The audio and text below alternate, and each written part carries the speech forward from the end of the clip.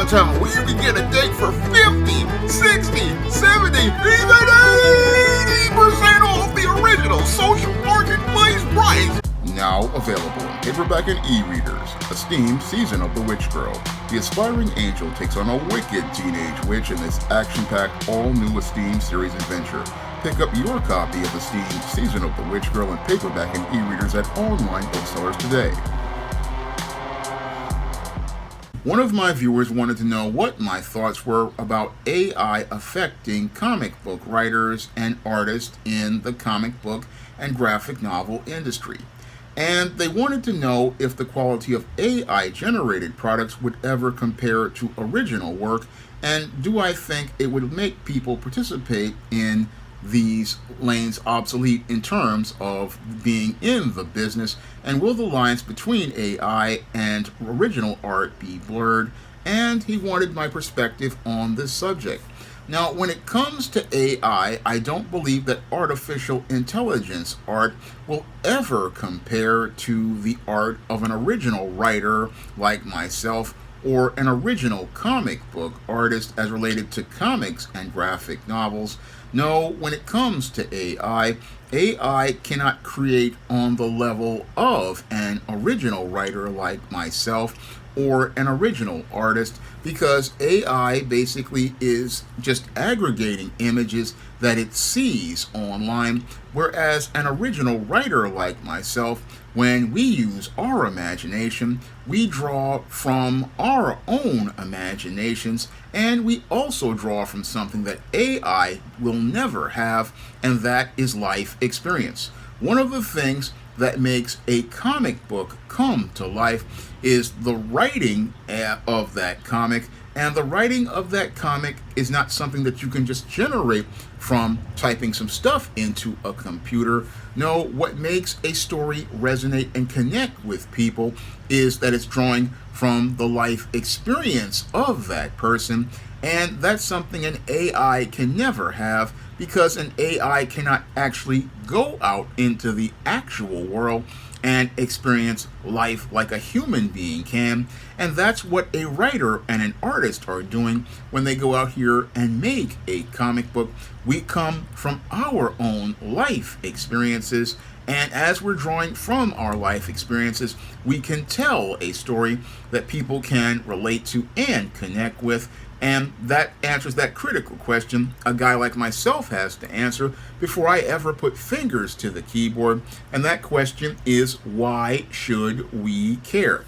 That's a question I have to answer when I go in depth and put my fingers to the keyboard to draw from my life experiences in order to write stories like I did for John Haynes at Death's Door. Now, when I did the John Haynes at Death's Door comic, I drew from my own life experiences as related to creating that fantasy story and that whole story about death and John Haynes dealing with this Greek god Thanatos. Now, the story in and of itself was fantasy, but the whole thing is I wanted to bring this character to life as I was exploring these concepts, and that's something a computer just can't do, because computers, again, they are programmed by people based on the ideas that they aggregate. And again, AI cannot really generate any sort of image that can really, again, bring a story to life.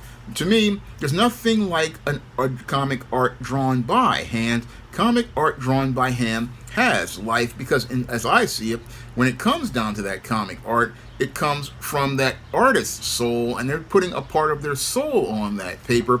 Same thing for a writer like myself. When we put our fingers to the keyboard, there's a part of us on that page, and that's something AI can't do. No, it cannot go out here and do that at all, and that's why I don't think AI art will, again, or writers will have any sort of impact on the comic book industry or the graphic novel industry. Not going to have that much impact, because when it comes to AI art, it just feels dead. It feels artificial. It has no soul and no heart. And I also think from a business perspective, it's not going to, again, have much impact, because one of the things things that makes AI art not profitable is that you cannot go out here and copyright that art. We had a Supreme Court law here in the United States that states that AI art cannot be copyrighted. So nobody smart is going to go out here and make anything out of AI, because if you can't copyright your art as related to IP, then there's no way for you to make money on that art at all. So that's why I don't think AI will affect any sort of writers or artists in the comic book or graphic novel industry, because if you can't copyright this material, you can't make money on it. And if you can't copyright the material to make money on it, then there's no reason to sit there and try to program this type of stuff at all. Now, the viewer further goes on to ask, how do you think the quality of AI art compares to original work? And it doesn't compare at all. No, from many of the AI images that I see, it doesn't compare to original work, because like I stated before, when it comes to original art has a heart and soul to it. You can feel a connection to that art because it was something done by a human hand. And when that person did that art, or they wrote that story, it basically was them putting a part of their own soul and their own heart on that page. And when you look at a piece of art that is made by a human being, you can feel a connection to that art. And that's not something I can feel from things like CGI or any sort of AI art. No, it just feels so artificial and so fake. And since it feels artificial and fake, it's really hard to connect with that art. It doesn't really stimulate your emotions. No, it doesn't stimulate your emotions to make you feel anything like a piece of hand-drawn art. A piece of hand-drawn art or a piece of hand-painted art, you feel the emotions, you feel the energy and the aura in that piece. You feel a connection to that art, but you can't feel anything from anything made by AI, because AI doesn't have a personality. AI doesn't have a style. No, when it comes down to art, it doesn't have these things, and it definitely doesn't have these things when it comes to writing. I know from being a writer for over 25 years, I created my own style, and again, my stories have their own style with this revolving first person when it comes down to fiction, and it comes to life where you get to know these characters, and you feel like you're in the picture. You feel like you're in the picture, again, imagining like a movie in your mind. And from what I've seen from Hollywood, where they talk about AI with movies like Madam Web. Madam Web was a screenplay where they used AI, and we see that it was just a complete disaster. Again, doesn't compare to the work of an original screenwriter like myself as related to things. An original writer, again, original writer can go out here and make connections with people, learn about an actor's quirks, learn about an actor's personality, and again, capture that voice in our words. And an AI can't do that because, again, AI just does things from aggregates based on what it aggregates as related to data, but doesn't have a connection with the people who created that art or those stories. Yeah, it can write possibly in a style, but it can't really tell that story because, again, stories come from real life and real life experiences. And the whole thing is that this really cannot, again, have that connection with people at all. Now, the viewer further goes on to say, do you think this will make people who participate in these lanes obsolete in terms of business? And no, I don't believe that AI will make anybody in the arts obsolete in terms of business or consumer preference, because when it comes to comic book art and comic book storytelling, there's nothing like a human being there to tell that story. And again, while this is a commercial medium, what makes this whole business work is the people behind the scenes. And the people behind the scenes are the reason why people go out here and read comic books. Again, people go out here and buy comics because they love the creators. And again, AI can't create anything original, can't create anything fresh. It only takes what's already there and tries to make it fit whatever parameters are programmed into the source code. It can't make something original and special. No, that comes from an artist in and of themselves. I mean, one of the reasons why I will never use AI on any SJS Direct product is because I know that an artist's whole style and their heart and soul is on that page. And again, as a kid, the thing that got me reading were comic books. And again, since I read comic books, again, this is my way of giving back. And one of the things that I could do to hurt many artists is to, again, use AI. And again, using that would betray everything I believe in as related to the business, as related to hiring comic artists. Again, I hire comic artists because, again, it's my way of giving back to a medium that taught me how to read and gave me a joy and a passion for reading. And connecting with artists and helping them get their work out here, that means something to me. And I can't do that if I go out here and get AI. And again, AI, you can't copyright those images. They don't even really look good. They look uninspired and flat. No, I wouldn't want to do that because I know that art is made by people for people and made to make commentary about life with people. That's what I know that art is made. Again, art is made for people. And again, art will never be obsolete in terms of business or consumer preference in my eyes. No, art is something that people want to share as related to their expression of self. Art comes from a person's heart. Art comes from a person's soul. Art comes from who they are, and the art is a reflection of who they are. That's what art really is. Art is a connection, is something that allows us to connect with people and allows us to resonate with people. Again, that's what art is all about. It's a commentary on the world around us, and AI can't do art because AI is a program, and again, programs are not people, and that's what really undermines AI as related to things. Now, that's why artists will never be obsolete, because art is, again, a reflection of a culture, and AI art is not a reflection of culture. It is just, again, a poor copy made by lazy people. And the viewer further goes on to ask, what will the lines ever be, the divide between the two, or ever be blurred? No, AI will never blur the lines as related to art, because real art comes from real people. Real art comes from real life experience. And again, those lines will never be blurred because it's a program, not a person. AI is not a human being. AI cannot get up and go out into the real world and experience real life and make a commentary on life. No, AI could never give us great stories like movies like Marty, which made a great human commentary on love and humanity. Movies like Sunset Boulevard, which gave us a great picture of the tragedy of fading out in Hollywood, or give us great stories. No, AI can't give you those type of pictures, nor could they give you great comics like the Phoenix Saga. The Phoenix Saga was basically, again, Chris Claremont and the late Dave Cockrum, and then John Byrne, again, creating fantastic art and story. They couldn't give us that Iron Man run by David Michelinie and Bob Layton. They couldn't give us the Spider-Man run by David Michelinie and Todd McFarlane. No, those were collaborations by those artists.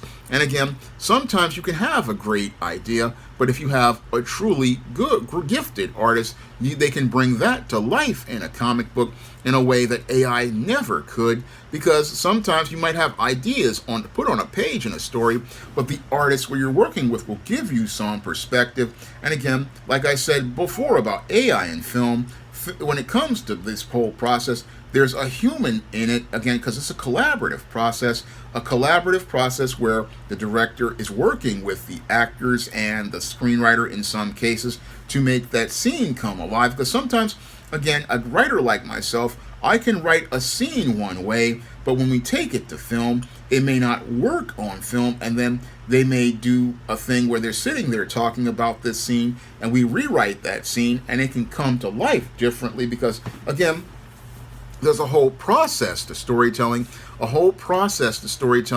and again, when you have more than one person in that process, you may get something that's unique, you may get something that's fresh, and AI can't do that at all. And moreover, when it comes to AI can't really give you perspectives like as related to camera work. That was one of the things I saw when I was working with Antonio Balderi on John Haynes at Death's Door and Bill Walker on A Steam No Good Deed. They could put scenes in perspective that ways that I could not do. Now, I may have an idea of what a page may look like as related to me writing the script from my imagination, but an artist who will see this from a different perspective. And again, that's why an artist is important. Again, you're a team at that point.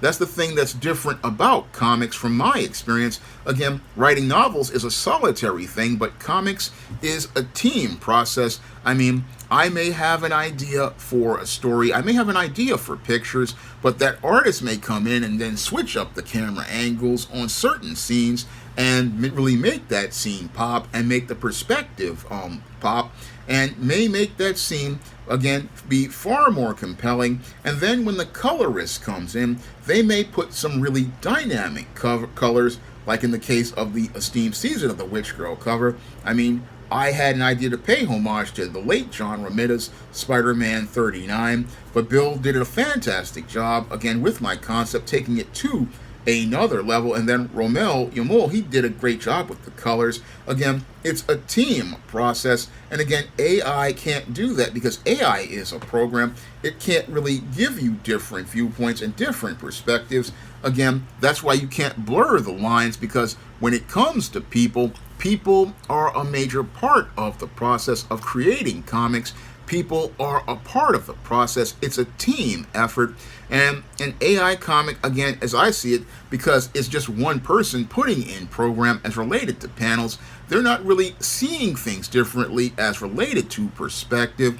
And what you would get is a very flat, uninspired comic, basically with possibly all wide shots, because you wouldn't know, hey, maybe this panel needs a close-up, maybe this panel needs to be a 3/4 shot, maybe this panel needs to be a, again, medium shot. These are things that, again, an artist has to work on, and AI can't really, again, get to that level of critical thinking. No, AI is only as good as the person programming it, and that's why an AI will not have an effect on comics, because comics are a creative process. Comics are a process that, again, is a creative process of collaboration.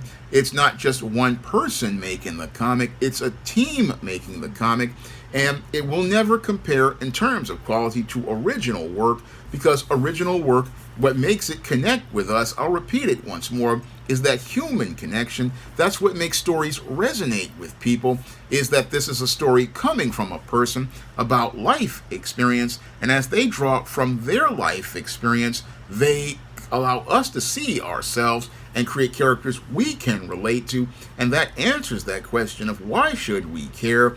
Why should we care enough to go out here and read that comic? Again, that's what makes, again, comics really a human thing. And again, when it comes to storytelling, whether it be novels, whether it be screenplays, whether it be comic books or graphic novels, it's the people involved that make it special. It's the people involved that make us care. It's the people involved that make this book an experience. It's the people that make this matter. And again, when it comes to AI, it's really not something people can connect with. It's just not human. And again, since it's not human at all, there's no reason to care. I mean, I've seen a lot of people make AI art, but it has no heart, it has no soul, it feels artificial. But when I go out here and I check out actual art done by actual artists, like when I look at art by Mike Williams, who designed the cover for the legendary Mad Matilda, or I look at art like Des Taylor recently did for Spinsterella Goth Girl Summer. Yes, they may have used some computers to, again, enhance the images, but they drew these images, and again, they have a heart and soul to them. Again, a heart and soul that allows you to connect with this material, connect with the covers, connect with the art, and again, connect with the imagery, connect with everything in the story, and again, connect with that story to the point where you basically are seeing the story come to life on a page, like this image right here, and many other images that are in Spinsterella Goth Girl Summer. Again, what I do here, is, again, I want to use art to, again, enhance the story. That's why I did this this as a light novel, because I wanted you to see the story of Matilda's life in the year 2000, and as she was in the scene modeling as a goth model. And I, again, wanted to show, again, Matilda as the graver, or the raver, in legendary Mad Matilda in 1995. Again, art really, again, comes from the soul. And again, when you look at art, it's supposed to, again, stimulate your emotions, again, make you think about something. And again, it's hard to think when it's AI because it's artificial. And again, artificial isn't as good as the real thing. And when it comes down to art, it's all about the real thing. And again, that's why I don't think AI will have an effect on a writer like myself, because I draw from my life experience. I draw from things that I've experienced and things that I research on as related to stories. I mean, in order for me to tell a story, there has to be some part of that story that I've experienced. Like in the case of Spellbound, I talk about my experience as an introvert, and the whole Spinsterella series is about my experience as a person who is an introvert and a shy person. Again, I draw from that experience. In The Temptation of John Haynes, I draw from my experiences working in as related to trying to be a part of corporate America as a black man. And for many of my other books, I talk about my experiences as related to family members and women when it comes down to the female characters I write, like the Isis series, the Thetas, Eternal Night. Again, that comes from my experience as related to having sisters and other women in my life and telling me about, well, their experiences in life. Again, people they may be limited in writing what they know, but what they know may be a wealth of information AI would never be able to understand or process, because life is something that, again, is lived by human beings, and only other human beings can tell stories that can relate to people to make comic books come to life. Because what makes comic books come to life, it's a human thing, and again, that's not something that can be replicated or generated by some sort of computer program that doesn't know anything about being human at all. Now, this was a video that was requested by a viewer who did not pay for that video request, but if you want to help out, you can drop a donation for a minimum of $15 to the PayPal or the Cash App by clicking the link in the description box if you want to request a video. But if you want to help, again, help me with this video, you can drop a donation of anything that you want, and that'll help me to be able to continue staying on the air and making more great content like this. Now, if you want to check out my first full comic, John Haynes at Death's Door, you can pick up that comic on Lulu.com in paperback, and you can get it for the same price as the 2022 Kickstarter. And if you want to check out my comic I did with Bill Walko, Esteem No Good Deed, you can get that comic on Kindle for just 99 cents in a digital format, or you can pick up the Esteem series book, Esteem Blast from the Past, and get that comic in the back of that book as related to that story. And if you want to check out the books in the SJS Direct universe, I would love to turn into comics, because I would love to do the Isis graphic novel that I had planned back in 2018, but I just don't have the money to do it. But if you want to help me be able to get that graphic novel out, you can drop a donation to the Patreon, the PayPal, or the Cash App by clicking the links in the description box, and that helps me to be able to not only try to work towards getting that graphic novel out, but also helps me to be able to continue paying for more great comics from great independent comic creators that I, again, put pledges in on Kickstarter, because I like to support great independent artists and help them get their work out and help them get more exposure for their work and help them get their work further into the marketplace. And again, you can do that by dropping a donation to the Patreon, the PayPal, or the Cash App by clicking the links in the description box. That's all I have to say for this video. You can comment, rate, and subscribe. Coming to paperback and e-readers, Spinsterella Goth Girl Summer. Take a trip into the macabre world of goth modeling in the new millennium in this all-new Spinsterella story. Pre-order your copy of Spinsterella Goth Girl Summer at Amazon.com and other online booksellers everywhere.